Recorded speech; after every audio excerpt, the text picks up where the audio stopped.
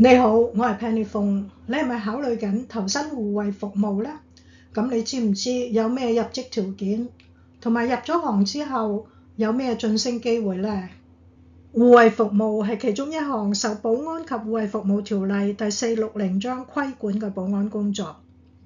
條例規定，任何人收取報酬、提供或者從事護衛工作，都必須持有有效嘅保安人員許可證。目的係確保護衛服務維持高度專業水平，促進社會安寧。受保安及護衛服務條例規管嘅保安工作，主要分為護衛服務同埋同保安裝置相關嘅服務。而保安人員許可證呢，就分咗4個類別。甲類係護衛單棟式私人住宅物業，執行嘅時候唔需要攜帶槍械彈藥。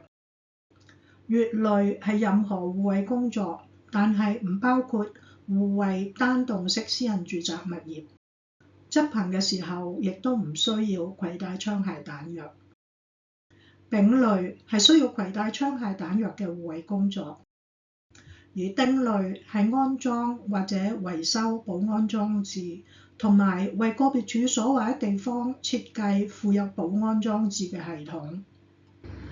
要獲得保安人員許可證，首先要符合喺香港工作嘅條件，即係要係香港永久性居民，或者喺香港居住，同埋冇逗留條件限制嘅人士。其次，要符合保安人員許可證喺年齡、品格、體能同埋對保安工作熟悉程度嘅要求。年齡方面，最低限度要年滿18歲。乙類牌照年齡上限係70歲，丙類牌照年齡上限係60歲。要有良好品格，同時冇嚴重犯罪記錄。要有適合從事相關保安工作嘅體能。65歲或以上嘅人士，每2年要接受註冊醫生體格檢查1次。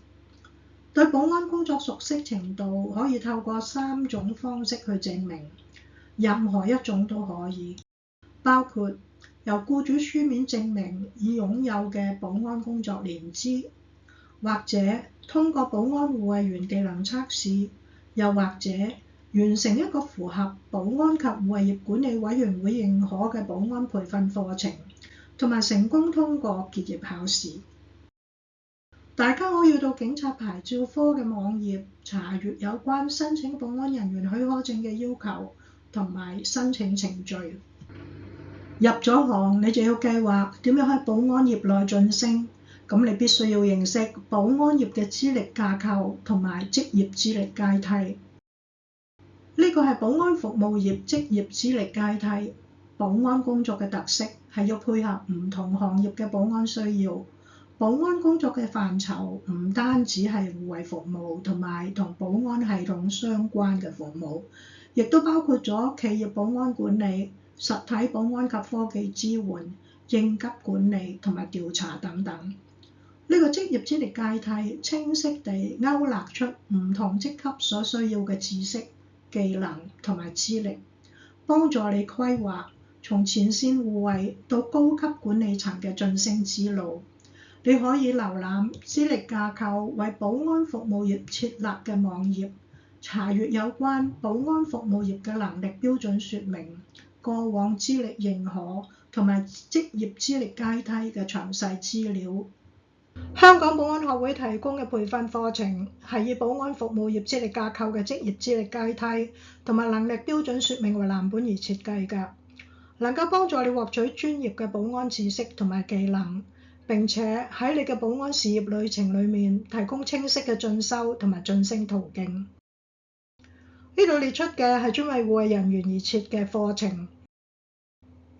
第1級基礎護衛 QASRS 證書係申請保安人員許可證嘅必修課程。保安運作第1級網上課程，旨在俾準備參加技能測試嘅人士修讀，亦都適用於外勞喺等待簽證期間學習。第2級進階護衛證書，適合具備1年以上經驗嘅人員，用以提升前線工作知識，團隊合作同埋應變能力。保安運作第2級網上課程係適合保安管理人員同埋培訓導師修讀，以加強佢哋嘅前線工作理論基礎同埋實務技能。第3級護衛督導證書提供督導技能訓練。第4級保安導師專業證書係成為合資格保安培訓導師嘅必修課程。